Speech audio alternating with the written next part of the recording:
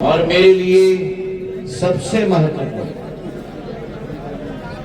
मेरी आन बान और शान केवल नहीं, लेकिन मेरी जीवन की मकसद मेरी सबलगढ़ की समस्त जनता जनार्दन केवल नहीं, मेरे परिवार के सदस्यगण जो यहाँ मौजूद हैं। आज सुबह 9 बजे मैं निकला था ग्वालियर से और मुझे 4.5 घंटे लगे सबलगढ़ पहुंचने के लिए। जो आत्मीयता का स्वागत, जो आपका प्यार, आपका लाड़, आपका आशीर्वाद सिंधिया परिवार के मुखिया को मिला है, मैं जिंदगी की आखिरी सांस तक मेरे मुरैना जिले की जनता का कृतज्ञ रहूंगा।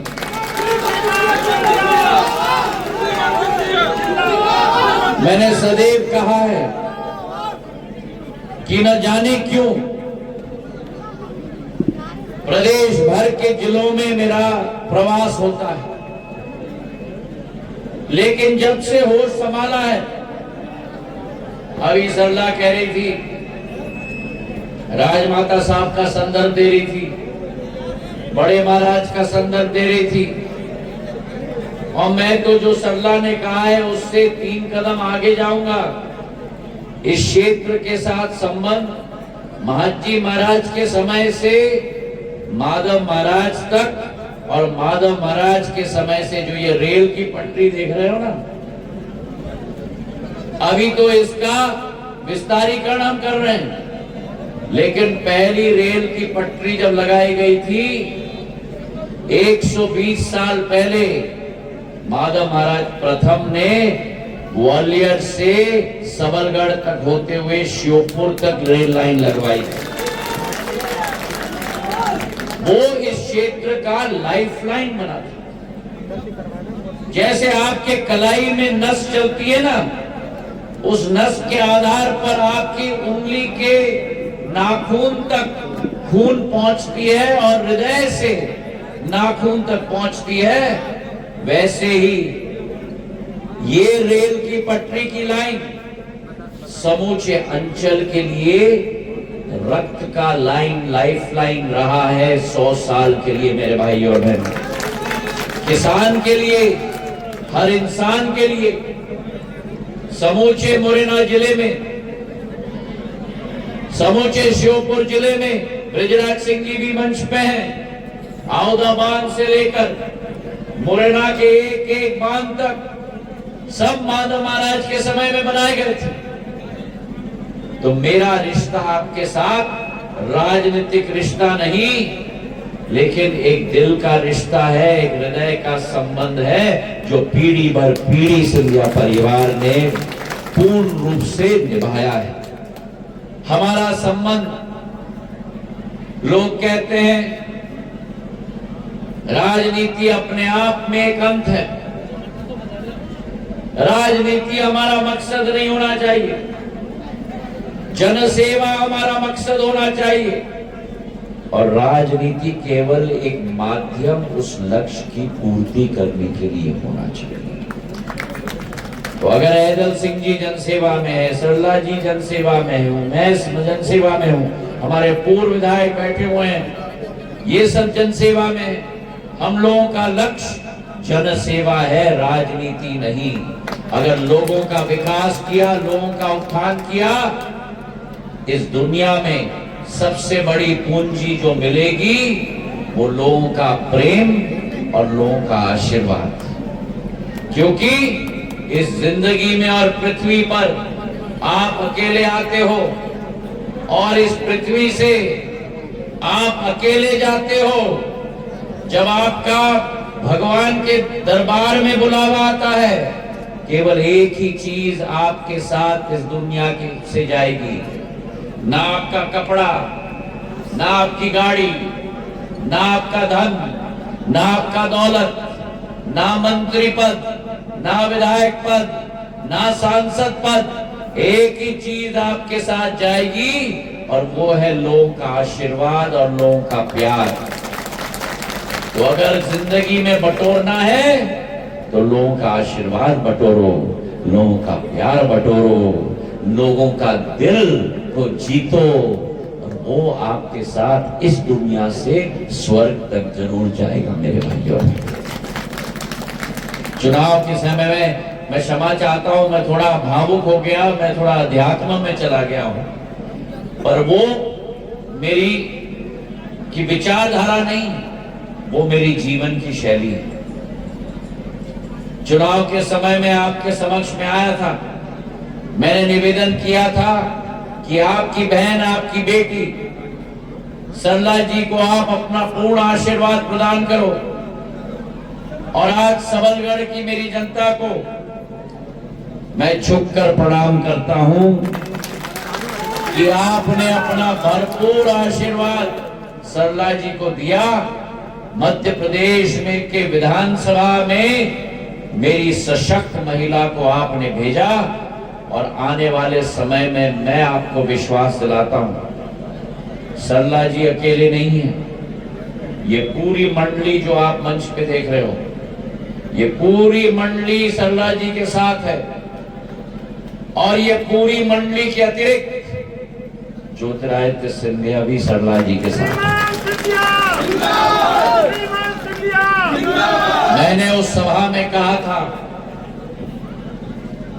कि सबलगढ़ की विकास और प्रगति मैंने सदैव अपनी जिम्मेदारी मानी, चाहे जौरा हो, चाहे केलारस हो, चाहे मुरैना हो, चाहे सुमावली हो, चाहे अंबा हो, चाहे दिन्नी हो। इस मुरैना अंचल के साथ सिंधिया परिवार का एक हृदय का लगाव सदैव रहा है। और मुझे अच्छी तरह याद है, जब जनसेवा के पद पे मैं आया था, मेरे पूज्य पिताजी का सपना था कि माधव महाराज का बनाया गया ग्वालियर से श्योपुर का रेलवे लाइन,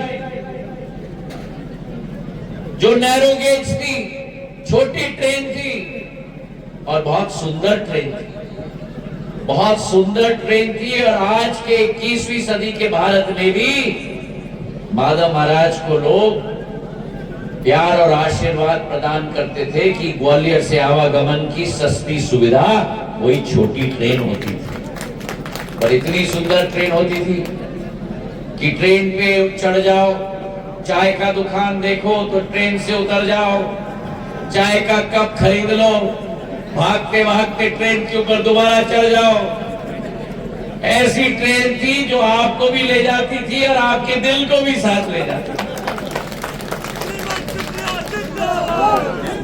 मेरे पूज्य पिताजी जब रेल मंत्री बने, उनका संकल्प था गुना इटावा रेलवे लाइन को परिवर्तित करने के लिए। लोग कहते थे कि सपने देख रहे हो।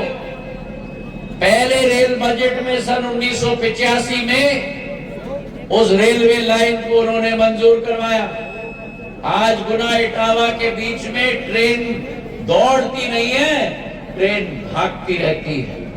और वैसे ही उनका सपना था कि जो उनके दादा माधव महाराज प्रथम ने ग्वालियर और श्योपुर के बीच में नैरो गेज की लाइन लगाई थी, उसे ब्रॉड गेज में परिवर्तित करना है। जो मेरे पूज्य पिताजी का सपना था, मैंने अपने जीवन में अपना धर्म माना। और 2012 में इसी सबलगढ़ में और सबलगढ़ से निकलते हुए श्योपुर तक हम उस तत्कालीन रेल मंत्री मुनियप्पा जी को लेके आए थे। और श्योपुर के लिए उस समय हमने पॉलिटेक्निक और एक केंद्र विद्यालय भी दिया था। और उस समय के तत्कालीन मानव संसाधन मंत्री को भी मैं लेके आया था। और श्योपुर में बहुत बड़ी सभा की, 400 करोड़ रुपए की पॉलिटेक्निक और मेडिकल कॉलेज, और ग्वालियर से श्योपुर की नैरो गेज से ब्रॉड गेज की लाइन परिवर्तित करने के लिए 2000 करोड़ रुपए की योजना 2013 में हमने स्वीकृत कर। उसके बाद उसकी कार्य प्रगति पे चली, सरकार बदली, और उसके बाद मुझे इस बात की खुशी है कि नरेंद्र सिंह जी और हमने दोनों जो बीज मैंने बोई थी, जो शुरुआत मैंने की थी, उस बीज में खाद और पानी डालने का काम एक ही हाथ से नरेंद्र सिंह जी और हमने दोनों किया। और आज हम दोनों की शक्ति के आधार पर आज ग्वालियर से मुरैना तक, केलारस तक और अब आने वाले दिनों में सबलगढ़ तक भी इतनी तेजी से लाइन बिछ रही है, आपको दिख रही है मेरे भाइयों और बहनों। ये विकास डबल इंजन की सरकार का विकास है। ये विकास प्रधानमंत्री नरेंद्र मोदी जी और वर्तमान के मुख्यमंत्री मोहन यादव जी के तीव्र गति के विकास के आधार पर संभव हो पाया है। और मेरे पास कई लोग सबलगढ़ और मुरैना से आए थे, बनवारी जी भी लेके आए थे। सबकी एक गुहार थी कि रेल लाइन तो बन रही है, बहुत अच्छी बात है, लेकिन बहुत सारी कठिनाई हो रही है। अंडरपास बनना चाहिए और एक एक क्षेत्र में मांग उठी अंडरपास के लिए। क्यों? क्योंकि कॉलोनी उस तरफ भी है, कॉलोनी इस तरफ भी है और आवागमन के साधन बंद, क्योंकि बीच में रेलवे लाइन आ गई। मुझे खुशी है आपको कहते हुए और धन्यवाद देना चाहता हूं मैं अश्विनी वैष्णव जी, रेल मंत्री जी को। मैंने उनको पत्र लिखा, मैंने उनसे मुलाकात की और 5 मैंने मांगे रखी थी ब्रिजेस की, 5 की 5 अंडरपास और ब्रिज मंजूर हो गई है पूरी लाइन के लिए। केलारस को गिनते हुए 7 हैं, कुल मिलाकर 5 मंजूर हो गए हैं।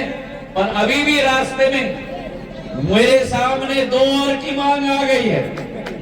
मैं आपको विश्वास दिलाता हूं, सरला जी आए, एदल सिंह जी आए, भारत मध्य प्रदेश सरकार भी बैठी हुई है और मध्य प्रदेश सरकार और भारत सरकार हम दोनों मिलकर आपकी हर मांग को पूरा करने की कोशिश करेंगे, ये विश्वास मैं आपको दिलाता हूं। आपने सरला जी को अपना आशीर्वाद प्रदान किया। सरला जी, आप बिल्कुल कर्मठ तरीके से आगे बढ़ो, पूरा खाका बनाओ सबलगढ़ का। जो भी विकास और प्रगति हमें सबलगढ़ में करना है। क्यों? सबलगढ़ बहुत महत्वपूर्ण है। एक, क्योंकि नाम ही सुन लो, नाम में गढ़ी है, गढ़ है ना, गढ़ी है तो गढ़ है, मतलब क्या? सबलगढ़ मतलब ये गढ़ है मेरे मुरैना जिले और मेरे श्योपुर जिले के बीच में। तो इस गढ़ को मजबूत तो करना ही होगा, क्योंकि ये गढ़ मजबूत होगा तो इसका प्रभाव मेरे श्योपुर जिले में भी पड़ेगा, इसका प्रभाव मेरे समस्त मुरैना जिले में भी पड़ेगा। अब बहुत दिनों के बाद सबलगढ़ में भारतीय जनता पार्टी की विधायिका बनी है, तो मैं निवेदन आपसे भी कर रहा हूं, मैं निवेदन इनसे भी कर रहा हूं, पूरा खाका विकास और प्रगति का बनाओ। रेल की पटरी और ट्रेन नरेंद्र सिंह जी और हम तो दोनों ला ही रहे हैं, जो शुरुआत मैंने की थी। इसके अलावा आपके सड़कों का अंबार, औद्योगिकरण भी इसके आधार पर आएगा दोनों तरफ। मैंने गडकरी साहब से बात की है, औद्योगिक क्षेत्र हमारे रेल के कॉरिडोर के दोनों तरफ हम बनाने की कोशिश करेंगे, ये विश्वास मैं आपको दिलाता हूं। तो पूर्ण रूप से आप लग जाओ और आप जितना भी मुझे परेशान करोगी,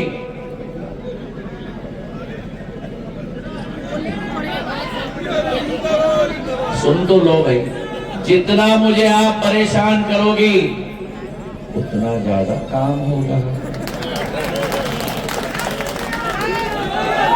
परेशान करने के बिना तो काम होता ही नहीं।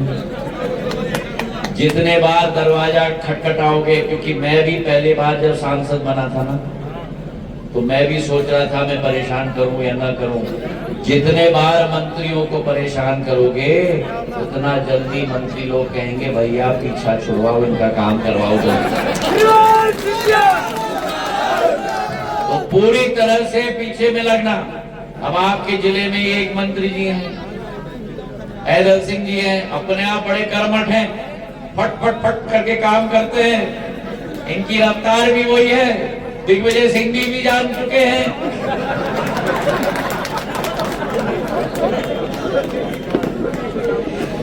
तो ये पूरी टीम सबलगढ़ के लिए संकल्पित है। आज के दिवस पर मैं अपनी सबलगढ़ की जनता को दिल के गहराइयों से धन्यवाद देना चाहता हूं। और जो विकास और प्रगति की बात कर रहे हैं, ये गाड़ी हमको दिख रही है, ये केंद्र सरकार के प्रचार की योजना की गाड़ी नहीं आई है। ये गाड़ी है तो मोदी की गारंटी की गाड़ी है। ये मोदी की गारंटी की गाड़ी है। और मोदी की गारंटी की गाड़ी का मतलब क्या है? मोदी की गारंटी की गाड़ी का मतलब ये है कि जब मोदी जी गारंटी देते हैं तो वो गारंटी को पूरी करने की गारंटी है। एक देखो, हर जगह जिला नहीं बन सकता। हम लोग कोशिश करें, पर आप कहोगे सबलगढ़ को जिला बनाओ, ये कहेंगे सुमावली को जिला बनाऊंगा, कोई और कहेगा कि किसी और विधानसभा को जिला बनाओ। काम होना चाहिए। हमको चाहिए विकास, हमको चाहिए प्रगति, हमको चाहिए प्राथमिकता। विकास, प्रगति और प्राथमिकता ये पूरी टीम जो यहाँ बैठी हुई है सबलगढ़ को दिलाएगी, ये विश्वास मैं आपको दिलाता हूँ। अब जो प्रधानमंत्री जी की सोच है, विकसित भारत संकल्प यात्रा, विकसित भारत संकल्प यात्रा मतलब उस लक्ष्य की पूर्ति करनी है कि संपूर्ण भारत की विकास और प्रगति सुनिश्चित करनी है। प्रधानमंत्री जी का संकल्प है कि भारत को एक विकासशील देश से विकसित देश में परिवर्तित करना है। भारत को एक आत्मनिर्भर देश में परिवर्तित करना है। भारत को एक गरीब युक्त देश से गरीब मुक्त देश में परिवर्तित करना है। और इसलिए जो योजनाएं आपने अभी देखी, कोविड का जमाना आया, प्रधानमंत्री गरीब कल्याण अन्न योजना, 80 करोड़ गरीबों का एक भी व्यक्ति खाली पेट न भरे, ये प्रधानमंत्री नरेंद्र मोदी जी ने सुनिश्चित किया है मेरे भाई और बहन। अब 5 साल और ये योजना चलेगी। आप अनुमान लगाओ, 80 करोड़ की आबादी मतलब ये समझ लेना आप कि आधी अमेरिका की आबादी। कोई और प्रधानमंत्री की कल्पना नहीं थी जो नरेंद्र मोदी जी की कल्पना थी। जहां एक तरफ गरीब कल्याण अन्न योजना, वही आयुष्मान कार्ड की योजना। अभी एक आयुष्मान कार्ड योजना का लाभार्थी मेरे पास खड़े थे, क्या नाम था उनका? प्रदीप दुबे जी, कलेक्टर साहब कह रहे हैं प्रदीप दुबे जी को आयुष्मान कार्ड मिला। उनके यहाँ पीठ पर यहाँ इतना बड़ा गठान था, जाके अस्पताल में उन्होंने इलाज करवाया। 5 लाख का स्वास्थ्य लाभ मिलता है उस कार्ड से। प्रदीप दुबे जी को कितने पैसे देने पड़े? 0, 1 रुपए भी नहीं। सारा पैसा प्रधानमंत्री नरेंद्र मोदी जी ने प्रदीप दुबे के इलाज के लिए दिया। और प्रदीप दुबे जी जैसे हैं, प्रदीप जी हैं, निकल गए, प्रदीप जी निकल गए। प्रदीप दुबे जी जैसे इस देश के अंदर 30 करोड़ आयुष्मान कार्ड के लाभार्थी हैं। 30 करोड़, जिनको 5-5 लाख का हेल्थ कवरेज है। 77,000 करोड़ रुपए भारत सरकार ने खर्च किया है गरीबों के स्वास्थ्य लाभ के लिए, ताकि कोई पैसा न लग पाए मेरे भाइयों। कहां है प्रदीप? आओ। सिंधिया जी महाराज, एक मिनट, मैं आ रहा हूं आपके खिलाफ। ये मेरे प्रदीप, इनके पीठ पर यहाँ इतना बड़ा गठान था। पूरा ऑपरेशन इनका हुआ। आज मेरा सबलगढ़ का वासी स्वस्थ रूप में आपके सामने खड़ा है और तालियों की गड़गड़ाहट से नरेंद्र मोदी जी को हम लोग धन्यवाद अर्पित करें। जिंदाबाद जिंदाबाद जिंदाबाद नरेंद्र मोदी जिंदाबाद जिंदाबाद। ये एक उदाहरण है आपके सामने।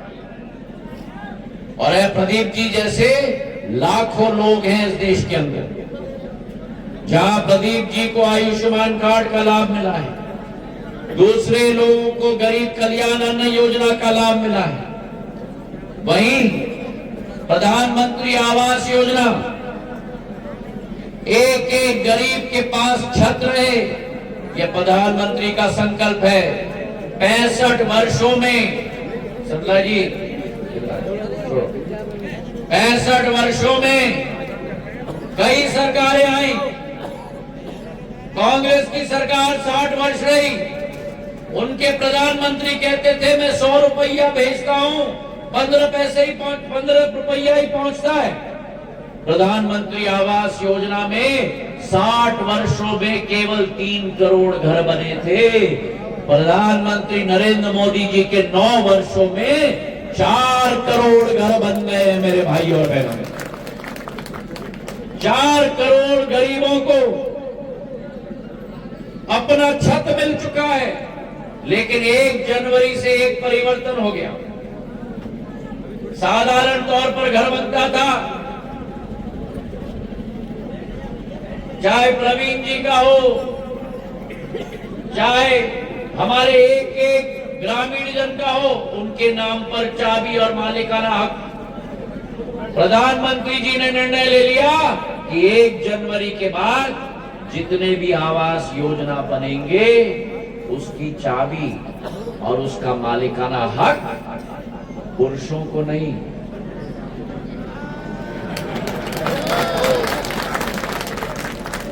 अब ये क्या हो गया भैया, महिलाएं तो ताली बजा रही हैं, पुरुषों के अरे इतनी कंजूसी क्या करते हो मेरे पुरुषों? जमीन आपके नाम पे, दुकान आपके नाम पर, इलेक्ट्रिक कनेक्शन आपके नाम पर, ट्रैक्टर आपके नाम पर, महिला के नाम पर घर नहीं होना चाहिए क्या? होना चाहिए कि नहीं? होना चाहिए कि नहीं? अगर होना चाहिए तो ताली बजा। अभी भी बड़े संकोच से ताली बजा रहे हो भाई, ये सबलगढ़ की ताली नहीं है, मुझे सबलगढ़ की ताली चाहिए महिलाओं पीछे तक। अच्छा मुझे बताओ, घर में खाना कौन बनाता है? कौन बनाता है? महिला बनाती है। खाना तो महिला बनाती है, तो घर का मालिकाना हक महिला के नाम पे होना चाहिए कि नहीं? होना चाहिए कि नहीं? सरला जी के पति कहाँ है? होना चाहिए कि नहीं? होना चाहिए। सुन लिया ना? अगर होना चाहिए तो तालियां बजाओ। और मेरी महिला अगर इन्होंने ताली ठीक से नहीं बनाई तो बजाई तो घर जाके रोटी में बनाना इनके लिए। सरला अभी आज घर जाके पति से रोटी बनवा देना।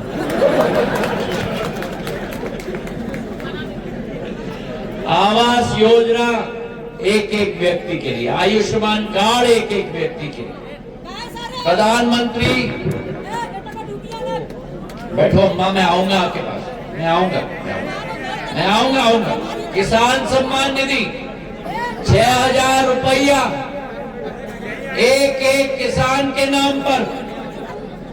एक एक किसान जो मेरा सीमांत कृषक है, जिसके पास सिंचाई का साधन न हो, 6,000 रुपया उस किसान के नाम पे आता है। प्रधानमंत्री दिल्ली में बटन दबाते हैं और आपके खाते में पैसा आ जाता है। 1 रुपया इधर से उधर होता है, सीधा खाते में आता है कि नहीं? आता है। तो प्रधानमंत्री जी का संकल्प है कि अब तुष्टीकरण की सरकार नहीं चलेगी, संतुष्टीकरण की सरकार चलेगी देश के अंदर। और परसों 22 तारीख को एक सुनहरा दिन सबलगढ़ के लिए नहीं, मुरैना के लिए नहीं, ग्वालियर चंबल के लिए नहीं, मध्य प्रदेश के लिए नहीं, देश के लिए नहीं, पूरे विश्व के लिए एक ऐसा सुंदर ऐतिहासिक दिन जो स्वर्ण अक्षरों में लिखा जाएगा मेरे भाई और बहनों। 500 साल बाद 1528 में आक्रमणकारियों ने अयोध्या धाम में भगवान श्री राम के मंदिर को ध्वस्त किया था। 500 साल बाद अयोध्या नरेश भगवान श्री राम दोबारा अयोध्या धाम पधारे। बोलो मेरे साथ, सियावर रामचंद्र की, सियावर रामचंद्र की, सियावर रामचंद्र की। और ये संभव हो पाया है लाखों लाखों लोगों के सपनों के आधार पर, लाखों लोगों के बलिदान के आधार पर। एल.के. आडवाणी जी, मुरली मनोहर जी, उमा भारती जी और सबसे महत्वपूर्ण मेरी आजी अम्मा पूर्व राजमाता साहब, जिन्होंने रथ यात्रा निकाला था सोमनाथ से अयोध्या तक। और उस रथ यात्रा के सारथी कौन थे? सारथी थे वर्तमान के हमारे प्रधानमंत्री नरेंद्र मोदी जी मेरे भाइयों बहनों। और आज लाखों करोड़ों लोगों का संकल्प को, अपने सपने को उन्होंने अपने संकल्प में बदला और संकल्प को सिद्धि तक ले गए हैं। तो मेरे साथ बोलो, भगवान श्री राम की, भगवान श्री राम की, सियावर रामचंद्र भगवान की, सियावर रामचंद्र भगवान की। दोनों हाथ उठाकर मुट्ठी बांधकर बोलो मेरे साथ, भारत माता की, भारत माता की, भारत माता की। बहुत बहुत धन्यवाद। जय हिंद।